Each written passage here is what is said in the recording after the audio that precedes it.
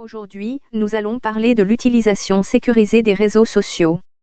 C'est important de savoir comment rester en sécurité tout en s'amusant en ligne.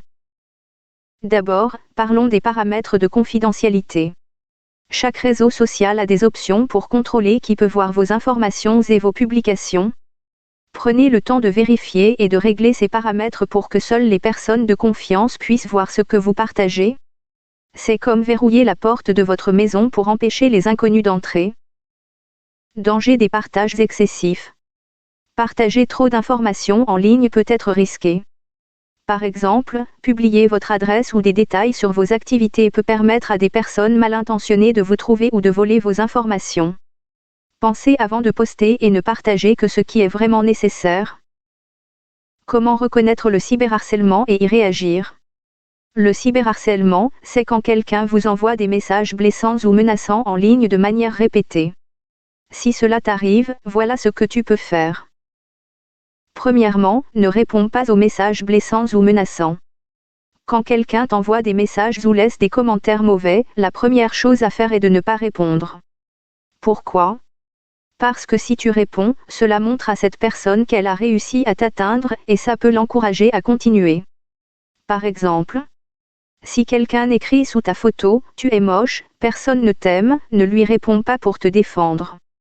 Si tu le fais, tu vas lui montrer que cela t'atteint. Ou si tu reçois un message privé du genre « Tu n'es pas assez bien, supprime ton compte », il est préférable de ne pas répondre. Bloquer cette personne est une meilleure solution. Rester silencieux, ce n'est pas un signe de faiblesse. C'est une manière intelligente de ne pas entrer dans leur jeu et de garder le contrôle de la situation. Deuxièmement, parle à un adulte de confiance. Ne garde pas tout pour toi. Si vous êtes face à une situation de cyberharcèlement, parler est la meilleure chose à faire. Trouve un adulte en qui tu as confiance comme un parent, papa, maman, grand frère, grande sœur. Un enseignant. Une personne de l'école, surveillant, directeur, professeur. Voici un exemple concret. Si un camarade partage une photo de toi avec une légende méchante, tu pourrais dire à ton professeur, « Quelqu'un a partagé une photo de moi avec des commentaires désobligeants, et cela m'affecte. J'aimerais que l'on m'aide. » Les adultes savent comment gérer ces situations et peuvent te soutenir. Troisièmement, garder les preuves. Même si tu veux oublier ce qui s'est passé, il est important de conserver les messages ou publications blessantes. Ces preuves te serviront pour expliquer la situation à un adulte ou signaler le harcèlement. Fais des captures d'écran des messages, commentaires ou photos méchants. Note le nom de l'utilisateur qui t'a harcelé et le lien vers son profil. Garde tous les messages reçus, même s'ils te dérangent. Voici un exemple concret, si quelqu'un t'envoie des messages menaçants, comme si tu dis quelque chose, « Je vais m'en prendre à toi », fais une capture d'écran pour pouvoir montrer ces messages plus tard à un adulte ou à la police. Quatrièmement, bloquez la personne et modifiez vos paramètres de confidentialité. Les réseaux sociaux comme Instagram, Snapchat, TikTok proposent des outils pour protéger votre compte et vous aider à vous sentir en sécurité. Ce que tu peux faire?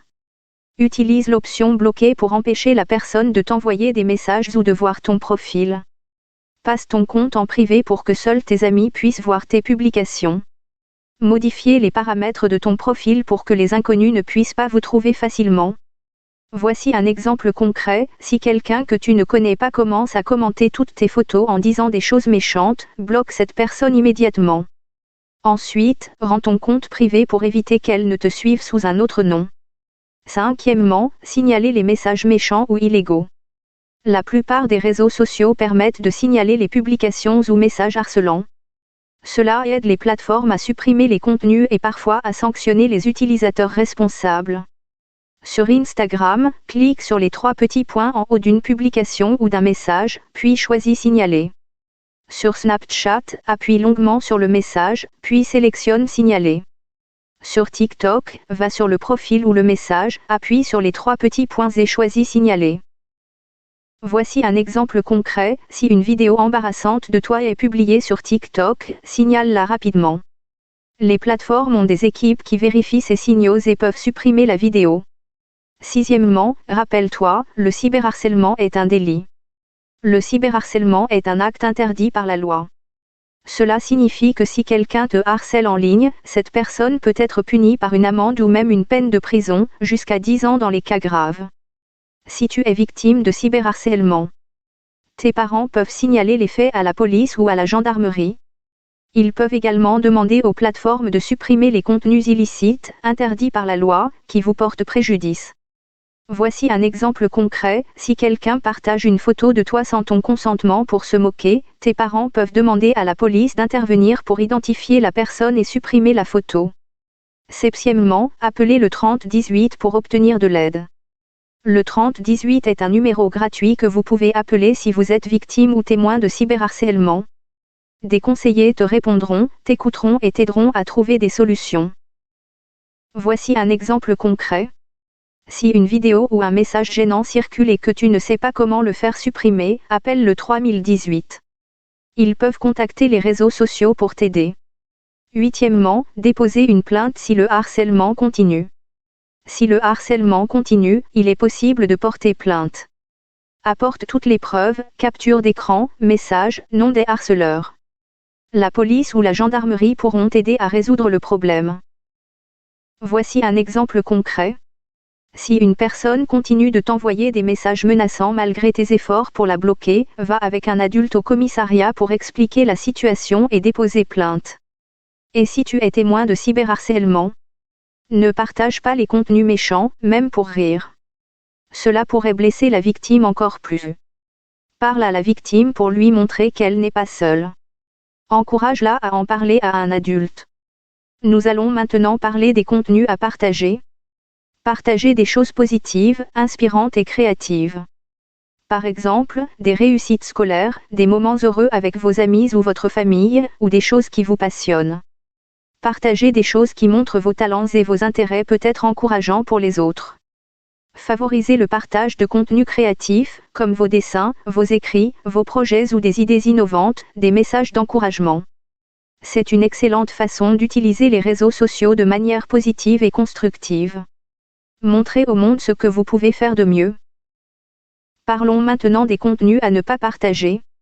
Ne partagez jamais d'informations personnelles comme votre adresse, votre numéro de téléphone ou des détails sur vos activités quotidiennes. Évitez aussi de publier des photos ou des vidéos embarrassantes ou compromettantes. Pensez à l'impact que cela pourrait avoir sur vous et sur les autres. En conclusion, voici un résumé des différents points que nous avons abordés. 1. Ignore les harceleurs. 2. Parle à un adulte de confiance. 3. Garde des preuves, capture d'écran, message. 4. Bloque les harceleurs et signale leur contenu. 5. Rappelle-toi, le cyberharcèlement est un délit et que la loi peut te protéger. 6. Si nécessaire, demande de l'aide en appelant le 3018 ou porte plainte avec l'aide d'un adulte. Tu n'es pas seul. Il y a toujours des solutions pour te protéger. Aujourd'hui.